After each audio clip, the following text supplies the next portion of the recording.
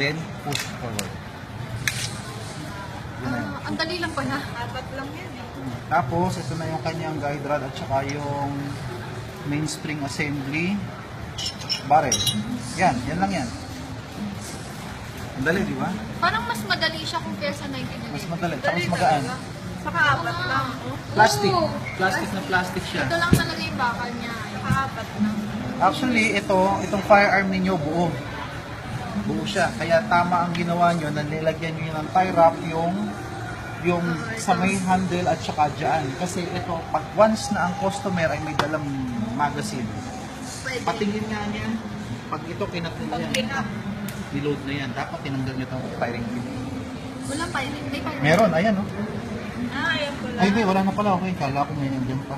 Butit na yan. Delikado. Wala na firing pin. Kasi kung may firing pin yan, sandali lang yan. So, yan. So, Dumi. Dumi hindi, na. hindi dumi to. Ito yung pinaka grease niya, high temp grease yan, gal. Ito yung original galing ng Austria. Huwag niyong tatanggalin to kasi yan yung ano niya, yung high temp grease niyan. Maganda yan. Yan ang magandang klase. Ang ano nito, Loctite. Loctite ang pangalan ng grease Pero niya. bakit nasa Made in USA, sir? Ha? Patent. Ano siya, assembled siya sa US pero originally designed from Austria. Okay. Ngayon, so paano magbalik? Simple, insert. Kung ang 1911 yung pinasok mo yung barrel in front, ang block, papasok mo yung barrel, punto ito sa loob. Then atras. Okay.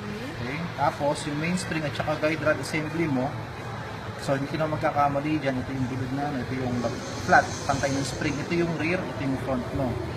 Insert mo lang siya doon, and then push mo siya a little bit para mag-sit in dun sa ramp ng barrel. Once na pumantay na yan, at in-insert mo na ngayon dun sa slide, sagad mo lang. Tapos na. Yun na yun. Dali.